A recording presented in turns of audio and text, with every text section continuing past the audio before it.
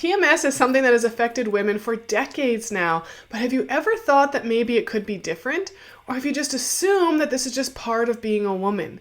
Well, today I'm going to be dispelling these myths and giving you some tools so that PMS no longer has to rule your life. So stay tuned.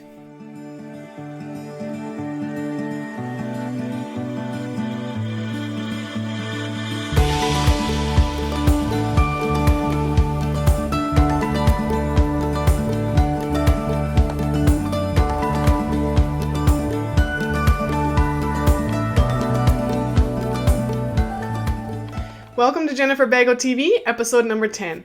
I'm Jennifer Bago and I help women with PCOS and endometriosis to reverse your symptoms, take back your power, and live life on your terms. Now, if you're new here, consider subscribing because each and every week I share tips and tricks to help you heal. Today we're talking all about PMS, which is something that affects many women worldwide, and if you're listening, then it's probably affected you and maybe even the people around you. But what I'm finding is that today it just seems to be commonly accepted that women are going to be in some kind of pain or discomfort, especially around your cycle. And the reason I think this is because it's so common, right? It's so common for women to experience PMS symptoms that we just associate that with normal. We associate common with normal. But the good news is that I'm here to tell you that it's not actually normal and it doesn't have to be that way. And today I'm going to be giving you tools to overcome these things.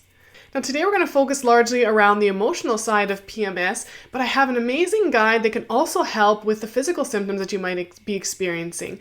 And if you head on over to my blog at jenniferbago.com, you can download my free period survival guide, which gives you my top 5 secrets in having a regular pain-free period, and that includes having a PMS-free period. So make sure you head on over there and grab that because it's going to be a great additional resource to everything we're talking about today.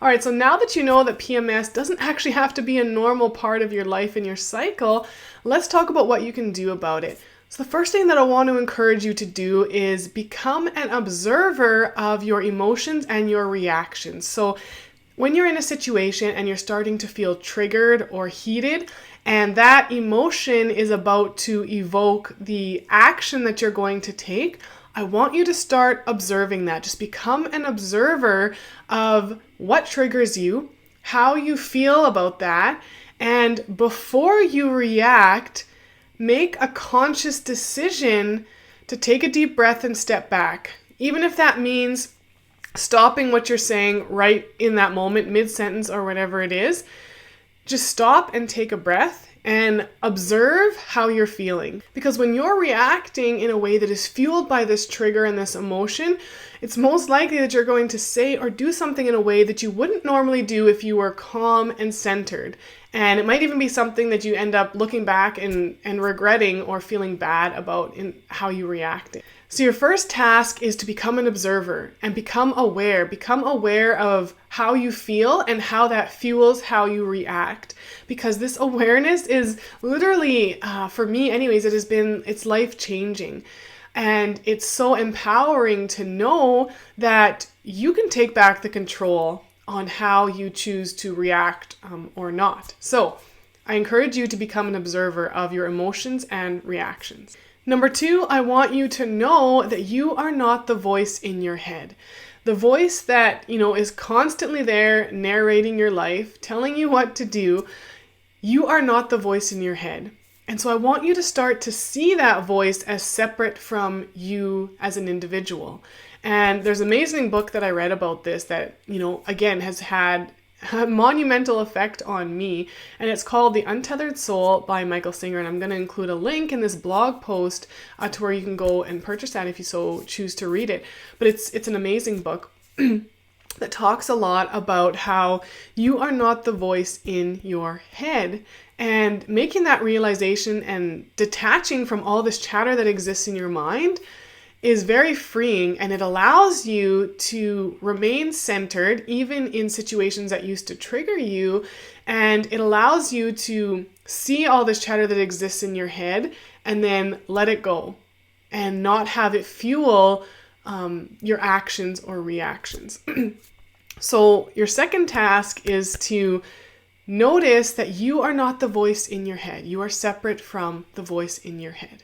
The third tip that I want to give you is to allow yourself the space that you need, especially during this transition period where you're still healing and you're still figuring out how to live into this new way of being. Because fatigue and low energy can often be a symptom that is associated with PMS, and through the steps that we're learning here and through my period survival guide, the things you'll learn in there, you're going to help yourself to have more energy. But while you're in that transition period, I want you to be able to give yourself guilt-free permission to take the time that you need, whether that be that you don't have the energy to accomplish the task that you want to in that day. Instead of making yourself feel bad about it, I want you to allow yourself guilt-free to be able to take the time that you need, whatever that might mean for you. Because beating yourself up about it is just going to cause that voice in your head to continue to circle around, and it's going to make you feel bad, and that's not going to help you to heal. So allow yourself guilt-free permission to have the space that you need, especially while you're going through this transition period. Now, again, as I mentioned, if you head on over to my blog, jenniferbago.com, I have an amazing resource that goes along with this to help you with the physical symptoms that can often be associated with PMS, and it also touches a little bit more on the emotional as well. So head on over to jenniferbago.com and download my free period survival guide. I'm sure each of you knows someone else who has struggled with PMS. Maybe they still do. If you do, hit the share button, because like I always say, the more women that we can help with these things, the better. Thank you so much for joining me on this episode today. I hope you found it valuable, because it's always my goal to give you helpful tips and tricks that you can implement into your life right away. Thank you so much for joining me, and I'll see you on the next episode.